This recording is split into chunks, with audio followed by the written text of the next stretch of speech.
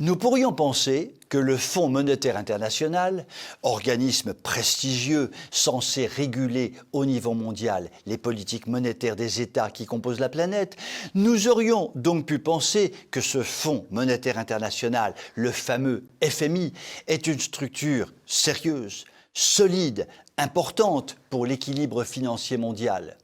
Certes, les galipettes sexuellement acrobatiques de son ancien directeur général, le trop célèbre Dominique Strauss-Kahn, pouvaient laisser penser que les salaires mirobolants versés par l'institution à ses dirigeants servaient davantage à organiser l'épanouissement de leur fonds de culotte plutôt que de contribuer à organiser harmonieusement les finances publiques mondiales. Mais enfin, le FMI restait le FMI. Respect, messieurs, dames! Si le FMI vient donc d'épingler la France pour le déficit abyssal de ses finances publiques, en cela, il fait son travail. Il montre par là que les fonds de culotte de ses collaborateurs ne sont pas son unique horizon et nous ne pouvons donc que l'en féliciter. Effectivement, lorsque la France exhibe fièrement à la face du monde, avec le sourire aussi niais que satisfait de son ministre des Finances, ses 3 000 milliards de dettes publiques, l'on peut comprendre que le FMI épingle la France. Cela dit, en ce qui me concerne, j'avoue, et je m'en excuse très sincèrement, avoir le plus grand mépris pour le Fonds monétaire international. Pourquoi cela? Pour une raison très simple. La France a commencé à dérailler totalement grave que je cause en ce qui concerne sa politique budgétaire dès les années Mitterrand. Le FMI n'a pas dit grand-chose. Puis le FMI a trouvé bon de nommer à sa tête le trop célèbre socialiste Dominique Strauss-Kahn, par définition très lié à François Mitterrand, qui a donc fortement contribué à la détérioration considérable de nos finances publiques. Puis, le FMI a trouvé très astucieux de nommer à sa tête Christine Lagarde, ministre des Finances de Sarkozy, qui a littéralement démoli nos finances publiques par sa politique économique insensée. Dans ces conditions, entendre le FMI porter des critiques sur les finances publiques de la France est aussi absurde que d'entendre Pierre Palmade parler de la beauté de l'amour hétérosexuel. Le FMI aurait pu être un organisme prestigieux, il n'est qu'un organisme mondialiste totalement politisé, qui attribue des bons ou des mauvais points aux pays du monde entier en fonction de l'adhésion de ces pays à l'idéologie mondialiste dont le FMI est un des fers de lance.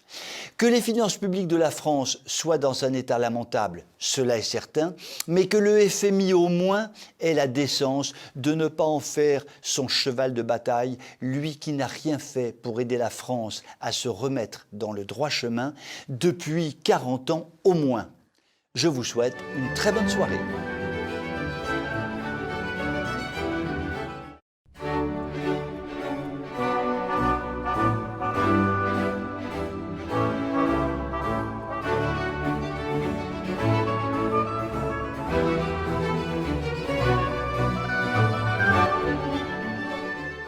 Rendons à César ce qui est à César, à Élise Blaise ce qui est à Élise Blaise et à Florian Philippot ce qui est à Florian Philippot.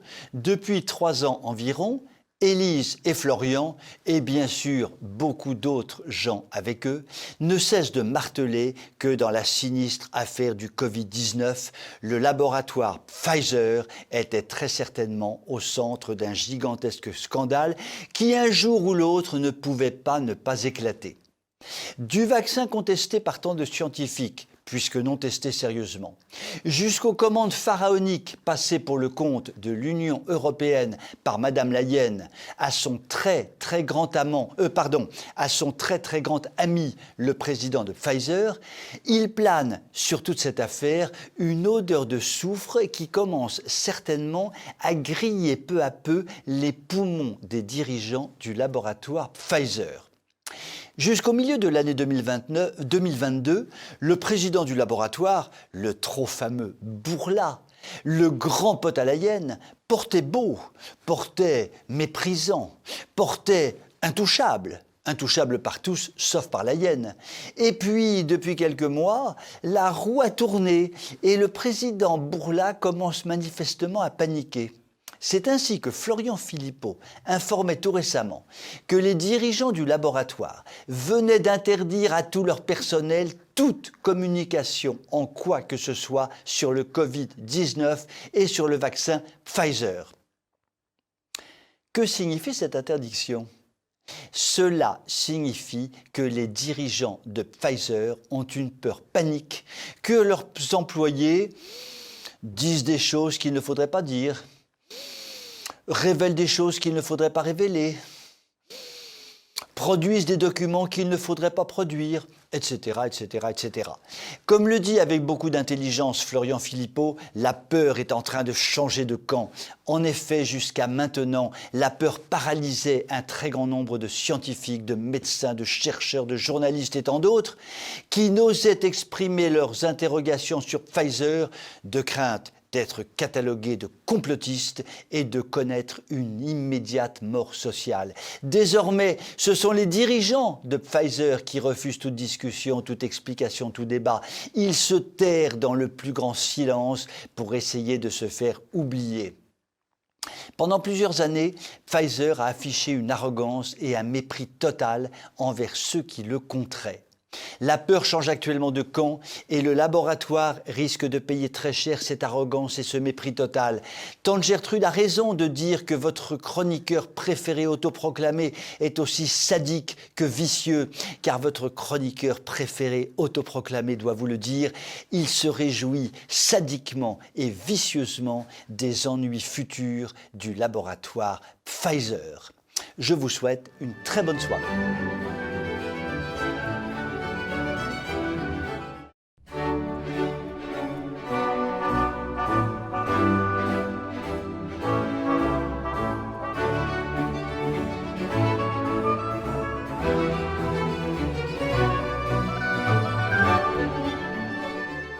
Le très lettré, le très intelligent et le très cultivé Georges Pompidou avait prononcé une phrase restée célèbre « Voici venu le temps des conosophes ».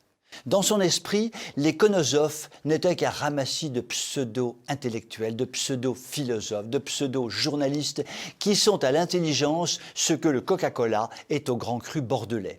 Sa phrase était méchante et donc tout naturellement, votre chroniqueur préféré autoproclamé, qui est un grand méchant, la trouve jouissive. Or, s'il fallait une illustration de la conosophie dans ce qu'elle a de plus pur, de plus total, de plus évident, il suffit de se pencher sur ce qu'ont écrit des conosophes attitrés sur le film d'exception « Vaincre ou mourir » qui raconte la lutte acharnée du grand Charette contre les républicains génocidaires dont le seul objectif était de rayer définitivement la population vendéenne de la surface de la Vendée.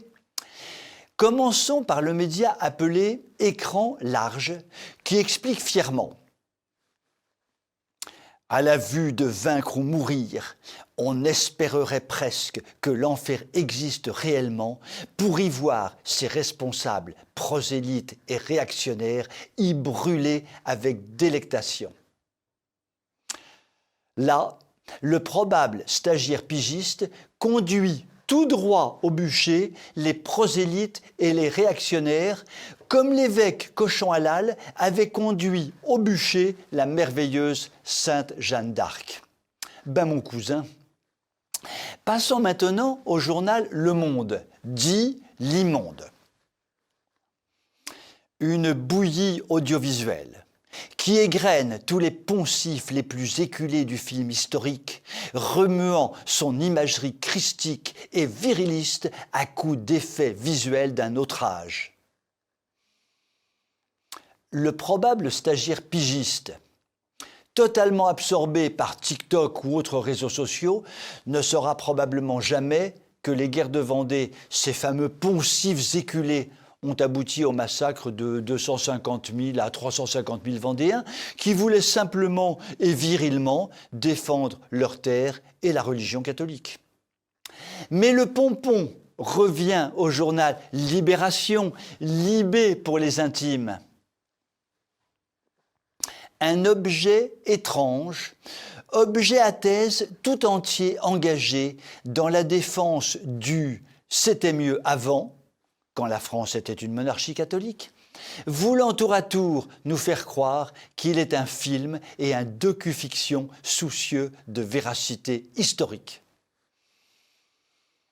Le probable stagiaire pigiste ose émettre l'idée que ça n'était pas mieux avant et qu'il était donc mieux maintenant d'exterminer autour de 300 000 Vendéens plutôt que de les laisser vivre paisiblement comme avant. Et bien sûr, notre probable stagiaire pigiste considère, alors qu'il ne connaît strictement rien aux guerres de Vendée, que ce film ne correspond pas à la vérité historique. À la lecture de ces quelques invraisemblables stupidités proférées par des journalistes du système, l'on ne peut que donner raison à Georges Pompidou. Voici venu le temps des konosophes. Je vous souhaite une très bonne soirée.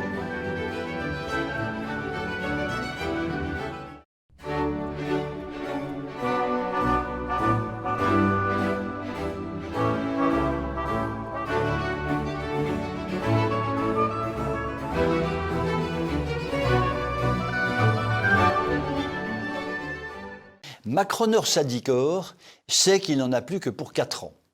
Son profil psychologique a été défini par des psychiatres et autres psychologues. Il correspond incontestablement au profil du narcissique pervers.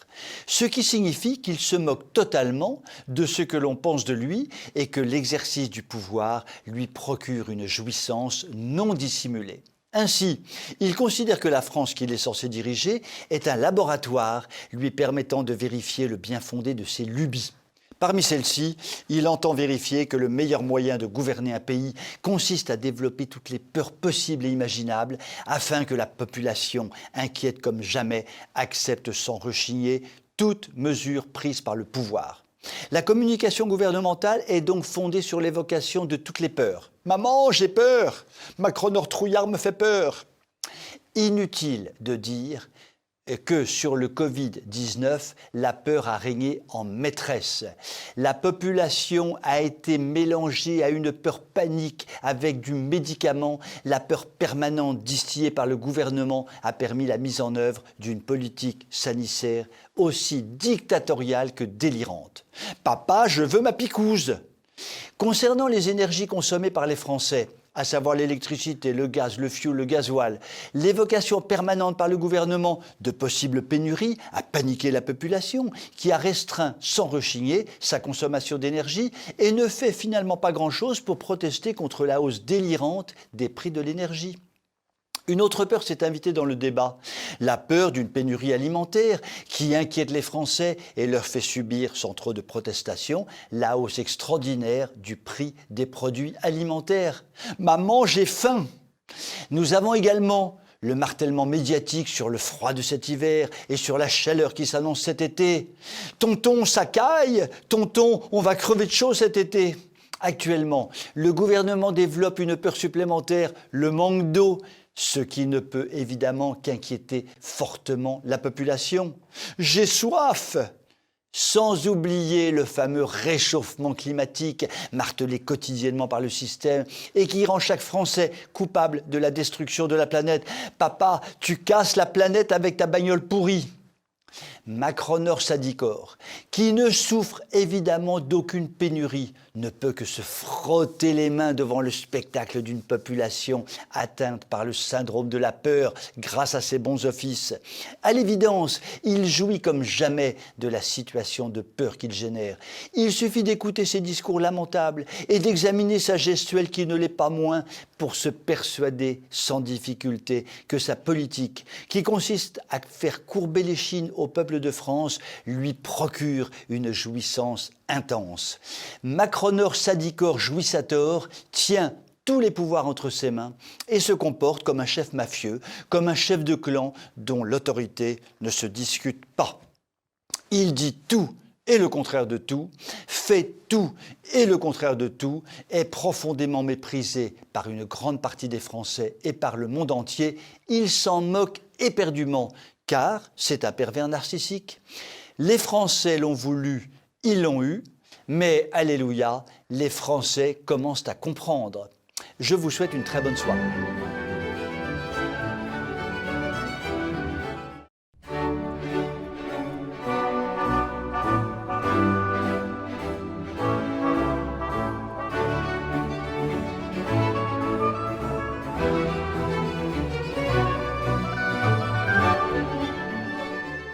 Pourquoi Macronor Déconstructor pousse-t-il à ce point son œuvre de déconstruction générale de toutes les valeurs sur lesquelles se sont appuyées nos sociétés occidentales?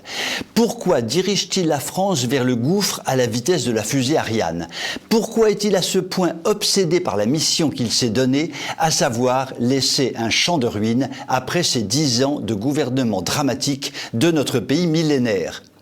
Le voyage qu'il a entrepris récemment en Afrique peut donner des clés supplémentaires de compréhension du bonhomme, ou plutôt du mauvais homme, tant ce voyage fut caricatural à mains égards. Macronor, en acteur de 3e catégorie qu'il est, a joué plusieurs rôles en quelques jours, chacun de ces rôles ayant pour objectif de déconstruire le mieux possible et le plus vite possible les relations entre la France et l'immense Afrique. Le premier rôle joué, et cela ne peut nous étonner, fut le rôle de Macronor Corée du Nord. Il s'agissait de montrer à ces crétins d'Africains qu'il était le chef, qu'il devait être écouté, qu'il devait être obéi. D'où des formules publiques assassines contre les dirigeants des pays visités, à l'encontre de toute tradition diplomatique, mais surtout à l'encontre de toute politesse élémentaire. Décidément, les ébats adolescents entre Macronor et sa maman Bricheton, pourtant professeur de son État, lui ont sûrement beaucoup appris sur certaines choses inavouables, mais ne lui ont manifestement rien apporté en termes d'apprentissage de la politesse. Le second rôle joué, et cela ne peut nous étonner, fut le rôle de Macronor Crétinor. Il s'agissait de montrer que la France, qui n'était pas l'Afrique, ne pouvait considérer ce continent comme un précaré, mais plutôt comme une pelouse ronde, car la repentance ne pouvait aboutir qu'à repentir les repentants, puisque les relations historiques de la préhistoire colonisatrice avaient abouti à une relation amicale mais conflictuelle, puisque le conflit dans l'amitié se traduit par la discrimination, par la blanchitude envers une négritude par définition supérieure à l'infériorité dans l'égalité, etc. Nos amis africains se sont coltinés pendant 4 jours cette pensée sublime de Macronor Débilitor. Le troisième rôle joué, et cela ne peut nous étonner, fut le rôle de Macronor Diablocor. Il fallait montrer à la face du monde que l'adolescent attardé savait swinguer, et je swing, et je swing, et je re-swing en boîte de nuit, avec une canette de bière à la main, et je papouille évidemment 2 Africains improbables qui m'encadrent fièrement, car il est dans mon logiciel de papouiller autant que faire se peut des Africains improbables. Le but de ces papouillades est de montrer au monde entier que Macronor Papouillator aime avant tout les nuits déjantées, les nuits sauvages, peut-être les nuits fauves. Ben oui quoi, comme le disait bien Jacques Brel, il faut bien que le corps exulte. De ce périple débilitant restera le souvenir d'un voyage catastrophe, rendant encore plus méprisable, si cela est possible, un Macronor profondément méprisé par les Français, par les Africains et par le monde entier. Je vous souhaite une très bonne soirée.